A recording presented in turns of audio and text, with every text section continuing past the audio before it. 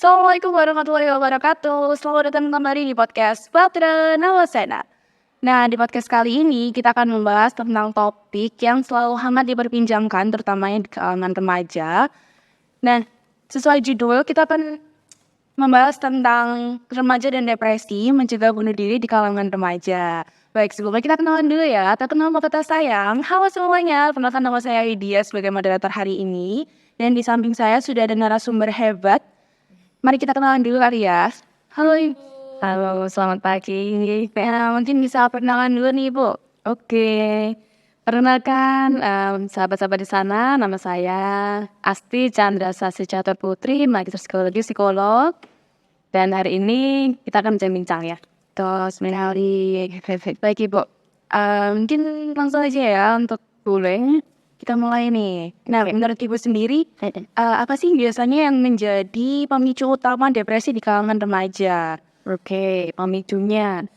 Banyak sekali sih pemicunya ya. Tapi biasanya sih itu juga berangkat dari lingkungan ya. Lingkungan internal dan eksternal biasanya. Jadi pemicunya adalah bisa jadi dari antara orang tua ya, orang tua pola asuhnya, kemudian bagaimana budaya-budaya yang ada di dalam keluarga itu gitu ya, sehingga kembali lagi juga kepada penyesuaian diri si anak ya itu. Sama halnya ketika pemicu itu adalah sebuah bumerang atau sebagai sesuatu yang tidak menyenangkan bagi si anak, maka anak remaja ini bisa jadi terkena gangguan depresi ini tadi. Yang eksternalnya itu bisa dari temannya atau mungkin ketika dia di dalam sekolah mungkin teman sekolah, guru mungkin ya. Nah, pemicu itu sendiri sebenarnya melibatkan sesuatu yang berkaitan dengan apa itu namanya persepsi juga gitu ya. Persepsi, kemudian penyesuaian diri si anak remaja ini gitu. Nah, Bu, kalau untuk mengenali tanda-tanda awal depresi itu bagaimana sih? Kan ada ya orang itu yang lebih milih untuk diam gitu waktu punya masalah. Terus ada juga yang cerita. Mungkin kita sebagai orang awam ya tidak bisa mendeteksi apakah teman kita atau saudara kita ini mengalami depresi atau tidak. Nah, itu gimana Bu cara mengenali tanda awal Baik. Depresi sendiri itu pun artinya sebuah gangguan suasana hati ya. Gangguan suasana hati yang mungkin bisa dikatakan berlebihan sehingga anak remaja itu mengalami depresi. Tapi kalau misalkan kita nih orang awam misalnya atau mungkin orang pada umumnya sedih, kemudian cemas tapi tidak berlebihan, itu masih bisa dikatakan dia baik-baik aja atau mungkin baik-baik aja itu dalam kurun waktu paling nggak 2 minggu lah, oh berarti dia baik-baik aja. Mungkin memang kalau orang depresi itu berarti lebih dari 2 minggu itu, ya. Sehingga apa sih ciri-cirinya? Yang pertama, satu, kita lihat dari ekspresinya dia ya, ekspresinya dia. Dia misalnya ceria, dia menjadi pemurung gitu ya. Kemudian suka menyendiri. Kemudian dalam hal makan dia sudah enggak yang lahap, ya ada gangguan nafsu makan lah. Nah itu kemudian mudah tersinggung, mudah marah, padahal mungkin teman-teman atau orang tuanya menyampaikan berita yang sepele-sepele mungkin ya. Jadi atau yang bertanya sepele atau yang ringan, tapi bagi anak yang mengalami depresi itu bisa menjadi sebuah konflik dalam dirinya sehingga anak-anak yang mengalami depresi ini memang perlu adanya bantuan ya secara psikologis tentunya. Jadi terbawa perasaan begitu ya Bu? Ya, bisa terbawa perasaan. Jadi ciri-cirinya bisa dideteksi seperti itu sih. Dalam kurun paling enggak 2 minggu. Nah, kalau remaja biasanya moodnya itu kan berubah-ubah. Namanya juga remaja ya, fase perkembangan dari anak-anak ke remaja itu juga sebuah fase yang apa ya, ada lompatan-lompatan yang tak terhindarkan. Salah satunya masalah emosional kalau anak remaja biasanya. Jadi paling tidak 45 menit ya mereka itu ada bisa berubah gitu emosinya ya. Nah, jika peran keluarga dan teman-teman sekitar tuh penting sekali ya Bu ya? Pasti untuk mengatasi anak-anak yang mengalami gangguan-gangguan emosional seperti ini, depresi seperti ini. Nah Bu, untuk peran keluarga dan teman-teman sendiri itu contohnya apa sih untuk mengatasi depresi? Oke, contohnya peran keluarga untuk mengatasi remaja-remaja yang depresi. Yang pertama, lakukan observasi yang mungkin sebagai orang tua mungkin sudah aware ya terhadap perubahan sikap atau perilaku dari si anak gitu ya. Lakukan observasi, kemudian orang tua terutama ayah nih ya, peran ayah ini sangat penting sekali dalam pendampingan dan perkembangan tumbuh kembang anak-anak remaja. Itu sangat penting sekali sehingga ayah bisa berperan untuk melakukan diskusi ya. Artinya ketika anak merasa murung ya, sering di kamar mengunci diri, nafsu makannya juga terganggu ya, itu akhirnya orang tua bisa melakukan diskusi sama anak ya, entah itu pergi hangout bareng berdua atau diskusi di rumah, atau ketika dia melakukan kegiatan apapun orang tua nyamperin gitu ya, bertanya gitu, kamu ngerjain apa nih gitu ya. Karena pada dasarnya ya itu tadi, peran keluarga itu memang sangat penting sekali Mbak Bidang. Gitu. Iya, kadang ada yang keluarga itu cuek ya Bu ya, kayak Iya, anaknya sedih tapi ya udah gitu. pasti baik-baik aja lagi gitu ya. Nah selanjutnya Bu, tadi kan pengaruh keluarga dan teman ya. Kalau pengaruh media sosial sendiri, contohnya apa sih Bu? Iya, ini yang ditengarai bahwa pengaruh media sosial ya, apapun media sosialnya ya. Ketika seorang remaja itu nggak bisa memfilter dan mereka mempersepsikan itu sesuatu dengan bulat-bulat langsung telan mentah-mentah gitu ya, itu juga akan mempengaruhi kondisi psikologis mereka ya, secara emosional gitu. Sehingga ketika ada sesuatu yang mungkin menyerupai dengan kondisi mereka yang tidak sama, tidak sesuai, misalnya nih seorang model itu badannya harus slim nih, nah sedangkan remaja itu sedang obesitas mungkin ya. Nah, ketika dia mendengar seperti itu, harus begini dan begitu, dia mengalami, dia nggak menampung atau dia nggak mencari informasi itu dengan baik, maka dia juga akan terjangkit. Contohnya seperti itu. Insecure. Jadi semua itu kembali juga kepada persepsi ya. Makanya perlu sekali kita itu melakukan edukasi atau sosialisasi kepada para remaja, sehingga kita akan terhindar atau anak-anak itu terhindar dari kondisi-kondisi depresi gitu. Karena kan media sosial itu seperti yang kita tahu sangat luas ya Bu. Luas sekali. Umur itu bisa mengakses begitu. Betul sekali. Nah selanjutnya, gimana caranya kita untuk membuka percakapan tentang kesehatan mental dengan remaja? Kan tadi ada yang diem aja, ada yang malah cerita. Tapi kalau yang diem aja itu kadang nggak mau buat ngutarain perasaannya ya Bu. Nah itu cara kita untuk tahu kalau dirinya ada apa gitu. Sebagai teman gitu gimana Bu? Oke, sebagai teman ya. Kalau anak-anak yang tipe introvert atau tipe pendiam, memang dia nggak bisa mengeksplor perasaannya atau mengungkapkan perasaannya kepada banyak orang gitu ya. Ketika ada teman yang dia rasa itu nyaman bagi dia, maka si teman ini tadi atau sahabatnya ini minimal mendampingi dulu, tanpa banyak tanya dulu. Mendampingi, yuk kamu mau kesini? Misalnya, yuk aku dampingi gitu misalnya. Nah, sembari kita beri waktu, kita bisa tanya ketika berdua gitu ya. Sampaikan aja bahwa segala sesuatu itu tidak perlu kamu simpan sendiri, karena bagaimanapun setiap manusia itu membutuhkan saluran. Nah, saluran itu adalah saluran emosi ya, saluran emosi yang setiap orang itu pasti membutuhkannya. Nah, ketika saluran itu ibaratnya gitu kayak selokan yang sudah penuh itu kan pasti dia akan blow up. Nah, itulah yang namanya bisa menjadi sebuah letupan atau depresi. Makanya ketika ada sesuatu seperti itu, ya kita sampaikan, aku siap membantu kamu, aku siap mendengarkan kamu apapun. Dan ini memang akan dirahasiakan gitu ya.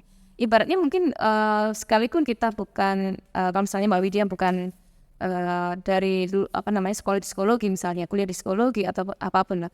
Paling tidak kita ini bisa menyatakan diri kita bahwa kita sebagai konselor sebayanya dia. Artinya kita juga harus paham bahwa psychological first aid itu juga penting sekali, PFA itu, ya.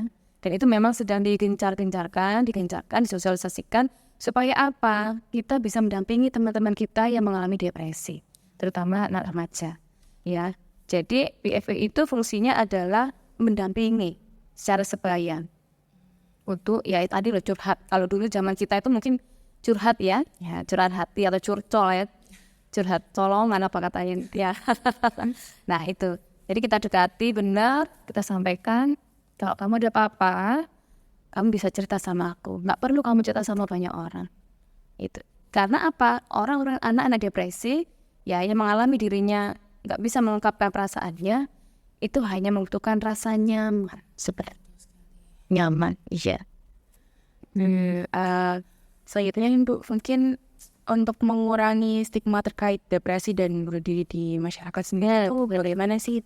Kan kalau pengaruh media sosial bisa jadi, tapi ada nggak sih yang lain? Iya, karena memang ini sangat center sekali ya sekarang ya, bahwa banyak sekali remaja-remaja itu yang mereka mengakhiri hidup gitu ya melalui self harm, atau dia menceburkan diri di di jembatan, menceburkan diri di laut gitu ya. Dan itu banyak sekali kasus-kasus seperti kita jumpai ya, sangat disayangkan. Ya, kembali lagi kepada peran keluarga, kemudian peran-peran masyarakat di sana, ya budaya bagaimana sehingga bisa merangkul anak-anak remaja ini yang mungkin ada terdeteksi mengalami depresi.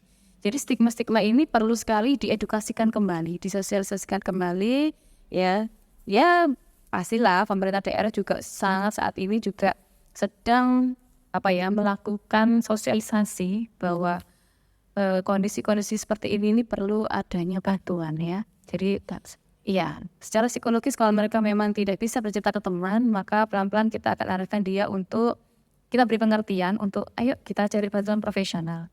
Itu bisa jadi ke psikolog atau ke psikiater. Gitu.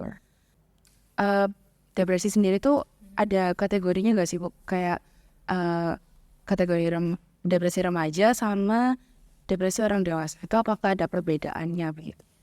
Kalau kita berbicara masalah depresi, setiap golongan ini ya, setiap golongan ini bisa terjangkit ya, atau kena dengan kondisi ini. Ya perbedaannya nggak beda jauh sih sebenarnya. Hanya saja kalau orang dewasa itu mungkin bisa agak meminimalisir atau bisa mengatasi. Tapi kalau remaja ini adalah fase-fase pergolakan. Karena dia fase peralihan dari anak-anak ke remaja. Sehingga kondisi depresinya mungkin agak lebih tinggi ya. Kalau nggak didampingi, mereka akan mencari jati dirinya mereka di luaran. Kalau tanpa ada ibaratnya itu bekal ya, bekal ya, atau fondasi dasar dari keluarga, maka anak ini kalau nggak matang bisa menjadi itu tadi bermasalah di lingkungan rumahnya. Kalau dia punya masalah zaman TK SD, dia disupport oleh ibu dan ayahnya, tapi ketika di SMP dia masa beralih, dia merasa sudah besar nih, ingin dianggap dewasa nih, padahal anak-anak remaja ini SMP SMA ini masih dalam koridor belajar sesuatu, masih awal gitu. Tapi mereka pasti biasanya enggan tuh mau dibantu sama orang tuanya. Enggak, aku udah besar Bu, gak usah dibantu. Tapi pada hakikatnya mereka masih belum bisa 100% menghandle masalah-masalah yang terjadi. Contoh bolos ya. Nah itu ada sesuatu, kenapa siswa-siswa itu bolos gitu ya. Kemudian mudah sekali terjerat narkoba ya. Kemudian pergaulan bebas ya, remaja, begitu anak remaja, anak SMP SMA sekarang juga sudah mengenal apa itu namanya pergaulan seks bebas dan lain-lain gitu ya.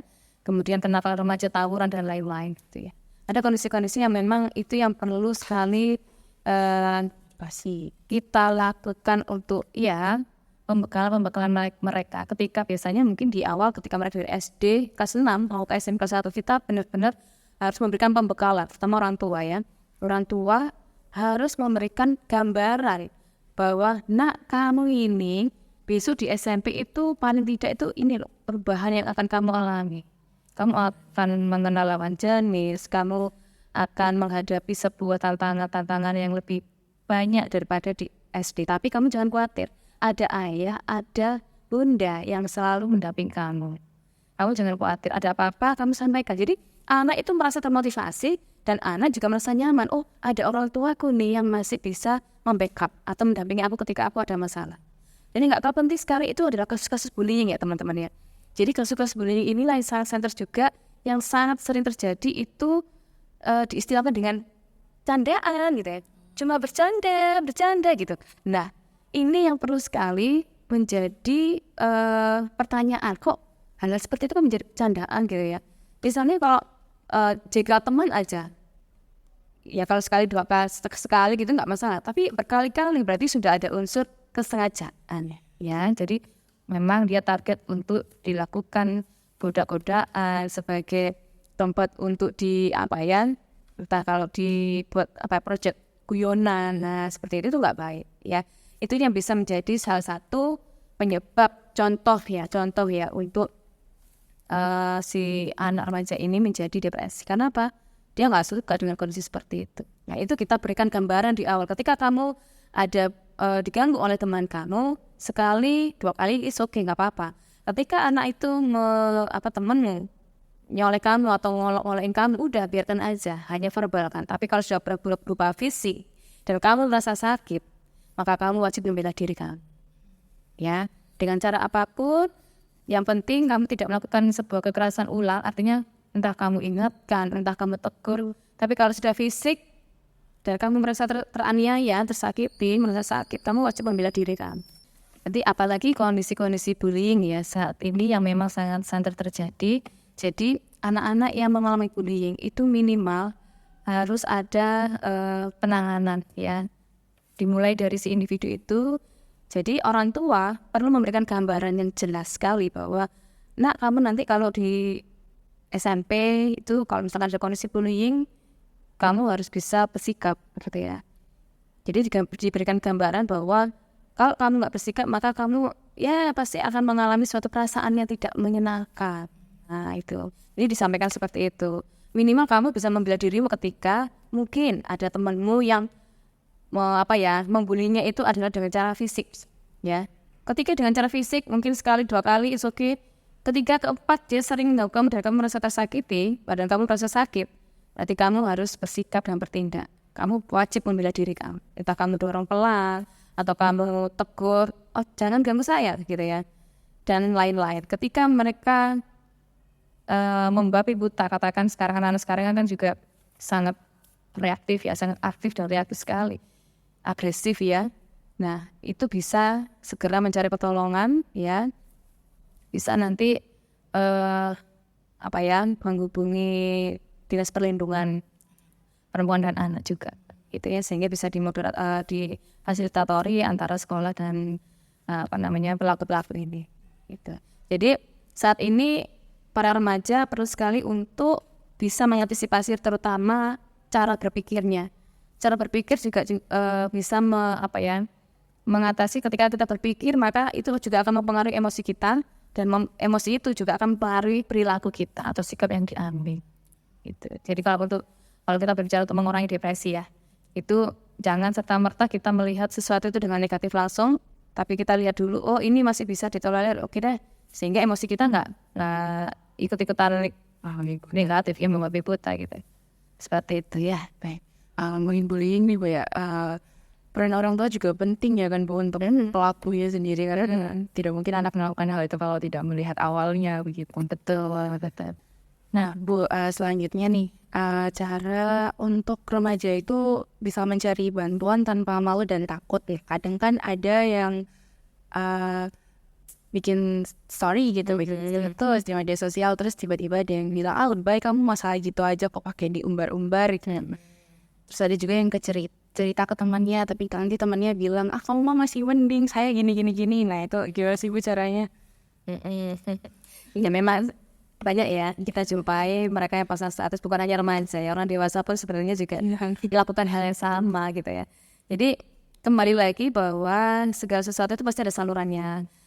Jadi ketika kita sampaikan bahwa ketika kamu mengalami suatu kondisi tertentu yang tidak menyenangkan bagi kamu, apakah alangkah baiknya kamu nggak mencoba untuk menyampaikan itu daripada kamu mengumbar itu di sosial media.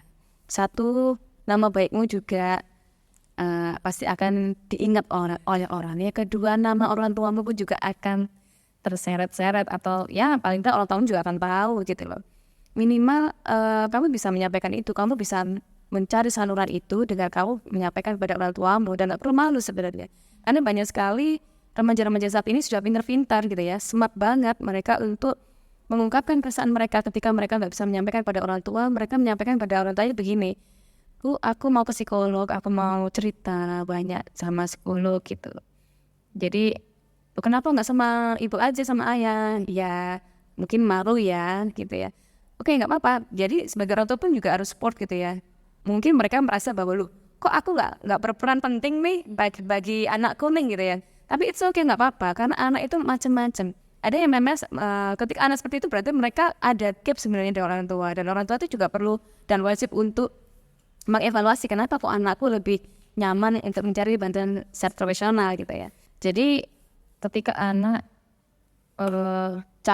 ketika anak merasakan sesuatu dan dia butuh penyaluran dan tapi merasa malu, maka kita mungkin sebagai teman dulu, itu kita bisa sampaikan, gimana kalau kamu bisa komunikasi aja dengan orang tua kamu, atau kamu mau aku temenin kita ke psikolog gitu ya. Terus biasanya terus kalau biaya gimana? Biasanya gitu remaja kan gitu. Ya berarti kamu harus ngomong sama orang tua kamu, ayo aku temenin, enggak apa-apa gitu. Jadi kita pun sebagai orang tua ketika melihat anak kita mengalami sebuah perilaku yang tidak biasa, maka kita perlu aware ya. Tapi juga masih sebagian orang tua itu yang masih belum aware ya, karena itu dianggap biasa. Dianggap anak itu, wah biarlah dia itu belajar untuk mengatasi masalahnya sendiri, pasti dia baik-baik aja. Tapi itu wah itu baru orang tua baru sadar ya. Dare-nya itu ya itu tadi, anak mungkin melakukan self-harm atau melakukan kegiatan-kegiatan yang di luar nalar orang tua gitu ya, ditemukan sudah mungkin minum baiko dan lain-lain, ditemukan sedang sekarat atau apa gitu ya. Sehingga itulah penting sekali mungkin peran teman untuk memfasilitator atau memoderatori ya kepada orang tua, tante, om, ini saya mendampingi si anak om ini untuk menyampaikan sesuatu, mungkin dia ini nggak bisa menyampaikan gitu. Ya nggak apa-apa, disampaikan aja gitu bahwa dia butuh ke psikolog untuk menyampaikan unek-uneknya dia. Dan orang tua terkadang merasa nggak penting, loh kenapa harus ke psikolog ya? Kan ini orang tuanya, kenapa harus ke psikolog kan gitu. Jadi kita penting sekali untuk orang tua mengetahui bahwa oh ya deh kalau memang kamu butuh ke psikolog, ayo ke psikolog gitu ya. Jadi didampingin. Dan di situ pun pastinya nanti akan ada edukasi ya terhadap anak maupun orang tua terkait dengan kondisi-kondisi. Karena kondisi ini tidak bisa diremehkan ya teman-teman semuanya yang ada di sana. Depresi memang harus kita perangin ya, karena itu merupakan sebuah gangguan suasana hati yang berlebihan. Ya. Jadi gangguan depresi ini harus kita perangin, karena ini ya kalau ini berkelanjutan bisa menjadi sebuah gangguan jiwa berikutnya ya. Jadi ya bisa jadi ya anak-anak remaja ini bisa suicide ya. Ya, killing herself ya gitu. Tadi kan orang tua itu pikirannya ada yang kuno gitu, pada pasti konvensional. Iya. Kayak cuma itu aja, mama dulu gini doang. Diajakin nasib. Ya, jadi nggak bisa juga kita menyamakan karakter atau mental kita zaman dahulu dengan mental anak zaman kita sekarang. Makanya penting sekali ayah dan ibu itu adalah sebagai coach ya, atau sebagai pelatih anak-anaknya, dengan memberikan gambaran jelas tentang bagaimana kondisi-kondisi di luar keluarganya. Kamu akan menemui A, B, C, D loh nak. Ketika kamu menemui A, B, C, D, tenang dulu, gak perlu merasa cemas, gak perlu merasa takut. Dihayati dulu apa yang terjadi. Gak usah kamu merasa gemetar dulu atau apa. Tenang. Jadi itu disugestikan terus sebenarnya. Tenang dalam menghadapi sesuatu, gak perlu cemas, gak perlu khawatir. Sehingga kita kamu akan terbebas dari kondisi-kondisi gangguan suasana hati atau gangguan mental berikutnya, seperti itu. Nah, Ibu, selanjutnya nih, untuk meningkatkan kesadaran tentang depresi dan pencegahan bunuh diri di kalangan remaja sendiri itu, di antaranya kan ada media sosial, mungkin dukungan teman dan lain-lain. Nah, untuk bikin seseorang itu aware supaya jangan bunuh diri dulu gitu. Bagaimana? Ya, oke. Cara pencegahannya untuk mengatasi anak remaja ini supaya tidak melakukan kondisi-kondisi atau kegiatan yang membahayakan dirinya ya, seperti self-harm dan lain-lain. Ya pasti satu, kalau di rumah itu tadi pembekalan tentang mentalitas anak ya, bahwa tak penting kok kamu tuh melakukan bunuh diri itu malah menyusahkan. Satu ya, kamu ya kita selalu mendekatkan anak-anak dan selalu mengingatkan tentang ajaran agama itu ya, bahwa Tuhan atau Allah itu tidak menyukai anak-anak atau tidak menyukai hambanya yang putus asa gitu ya. Pasti ada salurannya, ada jalan keluarnya itu. Yang kedua, orang tua juga pasti akan keseret-seret tuh ketika kamu melakukan kegiatan-kegiatan yang konyol gitu ya. Itu sangat konyol sekali gitu. Kita sampaikan bahwa kegiatan bunuh diri itu adalah kegiatan yang konyol. Segala permasalahan yang ada di dunia ini, insya Allah pasti akan ada solusinya. Nah itu kita sondingkan terus ketika mungkin dari anak-anak dari SD ya sampai mereka mungkin peralihan dari SMP tadi. Ya itu yang pertama dari lingkungan keluarga. Yang kedua di sekolah. Ini sekolah juga melakukan edukasi. Ya memberikan contoh-contoh konkretnya bagaimana kita itu harus menghadapi dan memerangi namanya kondisi depresi dan gak harus melakukan menyakiti diri sendiri gitu. Itu sangat tinggi sekali gitu. Dan akan rugi pastinya ya. Kemudian kita juga bisa kerjasama dengan pemerintah daerah setempat gitu ya untuk melakukan melakukan sosialisasi, pastinya mengedukasi masyarakat untuk ya yuk stop mencegah bunuh diri di kalangan remaja seperti itu. Bacaan-bacaan gitu ya, contoh-contoh, terus diajarkan juga pentingnya PFA tadi, psychology first aid. Kalau misalkan P3K tahu kan ya, penjaga pertama pada kecelakaan itu, kalau kecelakaan kan dioles tuh. Nah bagaimana kalau anak-anak yang sedang hatinya sakit, pikirannya sakit atau sedang galau gitu dikatakan, bagaimana cara kita ngasih betadinnya gitu kan. Nah kalau yang sakit itu di dalam diri kita secara psikologi, secara psikis, maka bagaimana caranya? Maka kita melakukan pendekatan yang seperti saya sampaikan tadi, bahwa kita dekati sampai mana dia bisa nyaman untuk cerita sama kita. Jadi nggak perlu dipaksa, ayo dong kamu cerita ada apa gitu ya, nggak usah. Kita dekati pelan-pelan, kita ikuti dia kemana gitu ya, sehingga sampai dia mengikhlaskan diri untuk bercerita kepada kita itu. Jadi memang harus sedikit agak didesak tapi dengan lembut gitu ya. Iya, dengan halus, dengan lembut untuk kita bisa masuk ke dalam sela-sela pemikirannya dia gitu ya. Yang penting tidak perlu dipaksakan ketika dia tidak mau bercerita, tapi kita harus dampingi. Karena apa? Kalau nggak didampingi ya kontennya itu tadi, dia melakukan kegiatan-kegiatan konyol gitu. Ya, harus sering diingatkan, ditelepon, diberikan perhatian gitu ya. Ayo kita keluar di sini, om nggak mau, ya udah aku kan mau misalnya. Kita kan remaja kan gitu biasanya ya kan. Itu ayo kita hang up yuk kemana? Ya kita mancing yuk misalnya, mancing perkara enggak lah. Seperti itu Pak Widya. Nah, yang terakhir Ibu, pesan dan nasihat yang bisa diberikan kepada remaja yang sedang berjuang dengan depresi. Oke, bagi teman-teman yang di sana yang sekarang sedang merasakan sebuah perasaan cemas atau galau atau khawatir, tenang aja, kalian tidak sendiri ya. Kalian masih punya ayah, ibu, saudara, teman, atau sahabat kalian. Manfaatkan itu sebagai saluran emosi positif ya, atau saluran emosi apapun yang kamu rasakan. Kalau memang kamu yang kurang nyaman dengan mereka, maka kamu perlu untuk mendatangi tenaga profesional seperti psikolog atau psikiater. Manfaatkan benar, jangan sampai kamu merugikan dirimu ya. Kamu masih memiliki masa depan yang cerah dan kamu berhak untuk bahagia. Itu sih pesan saya Mbak Widya untuk teman-teman yang di sana. Terima kasih. Nah, di podcast kali ini kita dapat ilmu yang sangat bermanfaat ya kalau gitu tentunya. Nah, mungkin cukup sekian video podcast dari kami hari ini. Jangan lupa untuk like, comment, dan subscribe di bawah, dan follow juga Instagram HMKM_OMG untuk dapat isu kesehatan yang lagi hype tentunya. Baik, terima kasih. Assalamualaikum warahmatullahi wabarakatuh.